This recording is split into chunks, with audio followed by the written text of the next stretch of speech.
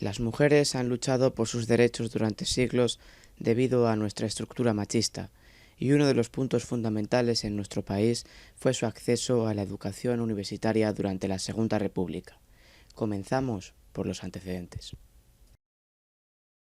La idea imperante de la mujer durante gran parte de la historia fue la de ella relegada al ámbito del hogar, las tareas domésticas y la familia. A partir del siglo XIX, la lucha por el acceso a la educación para las mujeres adquirirá protagonismo, batallando por hacerse un hueco en un sistema educativo que solo ofrecía trabas por su normativa legal. La coyuntura finisecular española no favorecía a la toma de conciencia de muchas mujeres, que ignoraban el papel que se estaba gestando para ellas. Con el regeneracionismo, que concebía que la educación era un camino para poner fin a los problemas de España, muchos inducían que la educación de las mujeres era un derecho que debían ejercer como los hombres. Es por ello que durante el reinado de Alfonso XIII se impregna en todas las esferas sociales de la época el ideal de una revolución femenina radical, útil e igualitaria en grados y contenidos con la de los varones. Las ideas defensoras de la instrucción femenina comenzaron a difundirse a través de artículos, conferencias, congresos, centros para la educación de las mujeres, impulsados por figuras como Ramona Aparicio o Concepción Arenal. En 1882, la celebración en Madrid del Congreso Nacional Pedagógico contribuirá a la toma de conciencia. 10 años más tarde, en el Congreso Pedagógico Hispanoamericano, intervienen expertas y mujeres que han afrontado adversidades para poder estudiar, como Concepción Arenal, que para asistir a las clases de Derecho de la Universidad de Madrid se tenía que vestir de hombre. También intervino Emilia Pardo Bazán, hablando de los impedimentos que tenían las mujeres para poder ejercer, ya que, aunque a estas alturas ya se las permitiese estudiar, aún no se las permitía ejercer. Además, la Real Orden del 11 de junio de 1888 establecía que las mujeres que querían realizar estudios dependientes del Ministerio de Fomento debían consultarlo a la superioridad, por lo que no solo no se les otorgaba títulos oficiales para ejercer su profesión, sino que si deseaban estudiar debían pedir un permiso especial. En 1891 tuvo lugar un incidente en el Instituto de Segunda Enseñanza de San Sebastián, cuando 16 estudiantes fueron a examinarse y sus compañeros varones las recibieron con silbidos. Las primeras universitarias fueron licenciadas en Medicina: Martina Castell y Vallespí, 1882 en Barcelona; María de los Dolores Aleu y Herrera, 1882 en Barcelona, y en el periodo comprendido entre 1880 y 1900 terminaron sus estudios universitarios otras 13 mujeres más: 5 mujeres en Medicina y Cirugía, 2 en Farmacia, 3 en Ciencias y otras 3 en Filosofía y Letras. Otros nombres de universitarias del último tercio del siglo XIX son Juliana Campo, Concepción Alexandre o Antonia Monreal. También tendrán importancia en esta lucha la presencia de las instituciones que la apoyan, como el International Institute for Girls in Spain, fundado por Alice Gordon Gulick en 1877. Su presencia favoreció al cambio de mentalidad y a la formación universitaria de la mujer. Finalmente, el 8 de octubre de 1910, una Real Orden emitida por el ministro de Institución Pública Julio Burrell del gobierno liberal de Romanones deroga la disposición de 1888 que solicitaba un permiso previo para la matrícula femenina en la universidad. Meses más tarde, con la Real Orden de 2 de septiembre, Burrell regula los títulos expedidos para que las mujeres puedan ejercer sus profesiones y concursar en las oposiciones. A esto habría que añadirle el considerable auge de la prensa periódica de las novelas por entregas ilustradas, las lecturas femeninas y la creación de ateneos, círculos y sociedades. Todos estos cambios favorecen a la creación de un ambiente en el que el analfabetismo femenino disminuirá enormemente, pasando del 81,2% en 1887 a un 47,5% en 1930.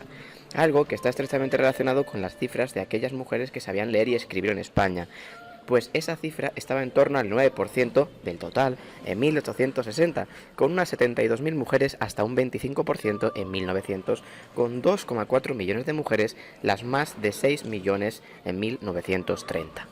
Este inminente apoyo institucional coincide con el arraigo de una minoría femenina en las universidades españolas, no solo como alumnas, ya que Emilia Pardo Bazán fue nombrada catedrática numeraria de literatura contemporánea de las lenguas neolatinas de la Universidad Central en 1916, convirtiéndose en la primera mujer profesora de universidad, no sin hacer frente a la oposición del claustro y de alumnos que se negaban a asistir a sus clases por ser mujer. Este machismo arraigado en las universidades públicas desde sus inicios se ha visto plasmado en las ya mencionadas diferencias en cuanto a la posibilidad de acceso de las mujeres a estas instituciones. Más allá de los datos mencionados, cabe destacar alguno más. En el curso 1900-1901 se estima, mediante los datos de los censos oficiales, que había algo más de 17.000 alumnos masculinos en universidades públicas y únicamente una alumna. En el curso 1909-1910 el dato mejoró de una forma testimonial, pues pasamos a más de 15.000 alumnos masculinos por 21 mujeres. Y ya en los cursos 1919-1920 y 1927-1930 observamos cambios más considerables, ya que estaríamos hablando de casi 22 y 38.000 alumnos y 345 y 1.681 alumnas respectivamente. E inspirando al futuro programa desarrollado por la Segunda República, se encuentran los escritos del pedagogo español Luzuriaga, en sus ansias por el movimiento de la educación nueva. En estos escritos ya hablaba de una escuela unificada y la responsabilidad por parte del Estado, una escuela laica y extraconfesional, gratuita, especialmente en primaria y secundaria, con un carácter activo, creador y social, y, lo más importante, atendiendo por igual a los alumnos de uno u otro sexo.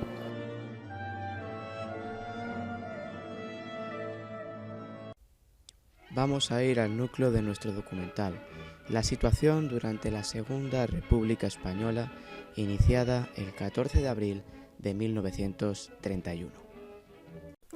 La imagen de la mujer empieza a cambiar desde la instauración de la Segunda República en todos los ámbitos. Uno de los ámbitos más destacados es la educación, donde se empieza a impartir formación a grupos mixtos de todas las edades y clases, a la par que aumenta gradualmente la representación femenina en las universidades.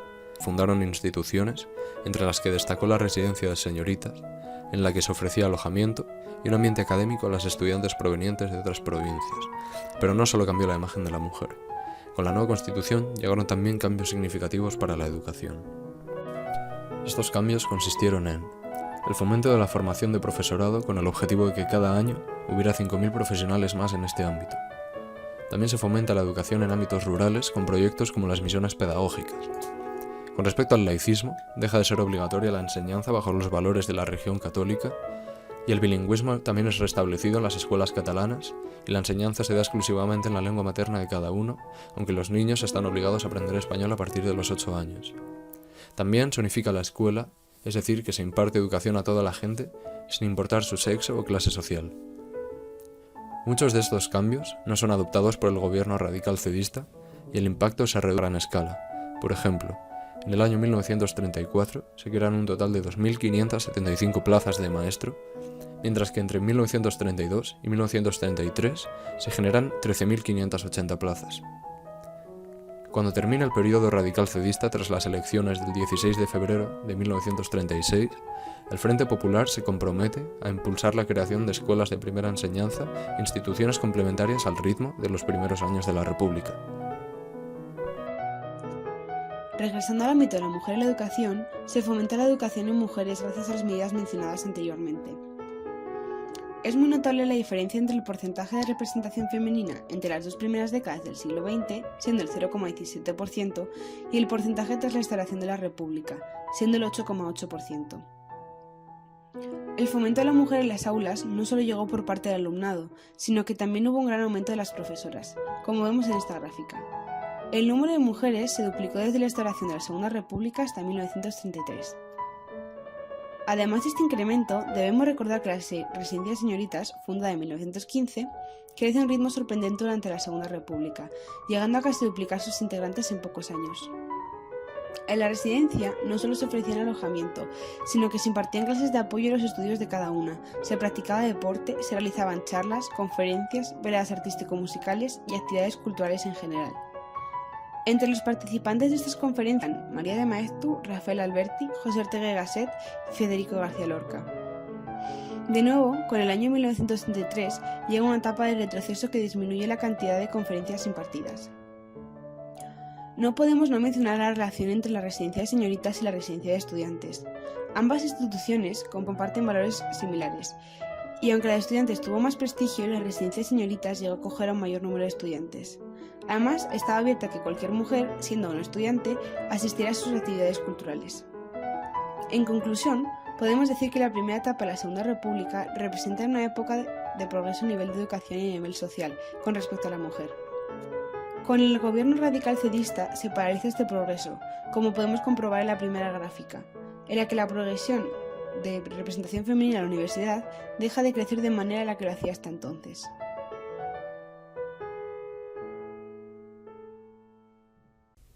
Y la historia no puede explicarse sin sus protagonistas. Es por ello por lo que vamos a ahondar en el nombre de 4 mujeres que han sido ejemplos de las universitarias durante la Segunda República Española. Matilde Ucelay Maortua fue la primera mujer licenciada en arquitectura en España. Ucelay estudió bachillerato en el Instituto Libre de Enseñanza y en 1931 inició sus estudios en la Escuela de Arquitectura de la Universidad de Madrid, junto con otras dos alumnas, Lali Úrcula y Cristina Gonzalo. Finalizados sus estudios en 1936, un año antes de lo previsto, Matilde Ucelay recibió un homenaje por ser la primera mujer que terminaba la carrera. Ese mismo año fue la única mujer miembro de la Junta de Gobierno del Colegio Oficial de Arquitectos de Madrid, en la que ejerció el cargo de secretaria no más de 3 meses. Una vez terminada la guerra con la derrota republicana, alguien recordaría una imagen tomada en el homenaje de su graduación y denunciaría a Ucelay como republicana.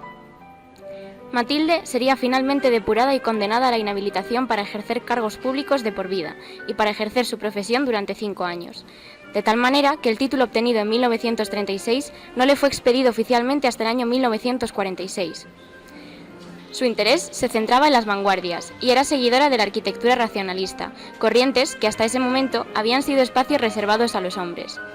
Para seguir trabajando y obtener sus propias ganancias económicas, no le quedó más remedio que optar porque fueran otros de sus compañeros los que firmaran sus proyectos. En la década de 1950, su candidatura a la Junta Directiva de la Asociación de Mujeres Universitarias, de la que fue fundadora, fue vetada por las autoridades franquistas. Su nombre no fue públicamente desagraviado hasta el año 2003. Un año más tarde, en 2004, recibió el Premio Nacional de Arquitectura a una carrera de más de 40 años y 120 proyectos. Entre sus obras más conocidas figuran la Casa Oswald en Puerta de Hierro en Madrid, la Casa Marichalar o la Casa Ucelay en Long Island. Matilde Ucelay falleció en Madrid el 24 de noviembre de 2008. En 2018, todos los grupos municipales del Ayuntamiento de Madrid acordaron que un jardín del distrito de Chamberí llevara su nombre. Dorotea Barnes González fue una de las pioneras españolas en química, tanto en investigación como en docencia. Dorotea hizo el bachillerato en el Instituto de Ávila y con 20 años se trasladó a Madrid para ingresar en el Instituto Escuela. En 1918 se matriculó en la Universidad Complutense de Madrid y en 1931 se licenció en Ciencias Químicas, obteniendo un premio extraordinario. En 1929 fue becada por la Junta para la Ampliación de Estudios, lo que le permitió viajar a Massachusetts y especializarse. Durante 1931 trabajó como investigadora en el Instituto Nacional de Física y Química de Madrid. En 1933 se la reconoció como la mayor especialista española en espectroscopia en el 9º Congreso Internacional de Química Pura y Aplicada, celebrado en Madrid. Durante la guerra estuvo exiliada en Francia y a su regreso en 1940 fue inhabilitada para la enseñanza. A partir de ese momento, Dorotea no volvió a investigar. En 2018 fue incluida en la tabla periódica de las científicas, junto a científicas de todo el mundo. María Zambrano fue hija de maestros en la Escuela de Granada, donde su padre era regente. Nació el 22 de abril de 1904 en Málaga. Su familia se traslada a Madrid en 1908, edad a la que empieza a asistir a la escuela en la Universidad Central de Madrid. Comenzará sus estudios oficiales de filosofía, cursándolo como alumna libre, y tendrá el placer de conocer por entonces a Federico García Lorca a través de su primo Pizarro. En Madrid asistirá a las clases de Ortega y Gasset, J.M. García Morente y a las primeras de Zubiri. Se unirá por entonces a la revista de Occidente como tertuliana y participará activamente en algunos movimientos estudiantiles más importantes de Madrid. También colaborará en los periódicos El Liberal, La Libertad y El Manantial, y en 1931 será nombrada profesora de metafísica en la universidad, al mismo tiempo que imparte clases en el Instituto Escuela. Activamente participó en mítines republicanos por diversas localidades españolas y asistió el 14 de abril a la Puerta del Sol, donde tendrá lugar la proclamación de la Segunda República. Asistió a las tertulias del Pombo organizadas por Gómez de la Serna, así como participará en las llamadas misiones pedagógicas. María de Maeztu formará parte de ese conjunto de mujeres destacadas que serán olvidadas. Fue una importante feminista, maestra, pedagoga, conferenciante y directora de escuela. Dedicó su vida a la mejora de la condición femenina durante una educación integral que fomentara y favoreciera la participación de la mujer en la sociedad. Hija de una familia de artistas, estudió magisterio y fue discípula de Ortega y Gasset. En 1902 ejerció su profesión de maestra que había iniciado en una escuela pública de Bilbao. En 1915 llevó a cabo la creación en Madrid de la Residencia Internacional de Señoritas, un nuevo centro cultural que formaba universitariamente estudiantes tanto de Madrid como extranjeras. y comenzó a dirigir en Madrid el Liceum Club Femenino, que pese a todo tuvo una corta trayectoria porque en 1939 sería confiscado por la Falange Española. Al inicio de la Guerra Civil su familia se ve peligrosamente amenazada, por lo que tuvo que salir de España tras la muerte de su hermano. Como conclusión, la lucha de estas mujeres y tantas otras sirve hoy de ejemplo. Su eterno esfuerzo en la sombra no se debe olvidar jamás.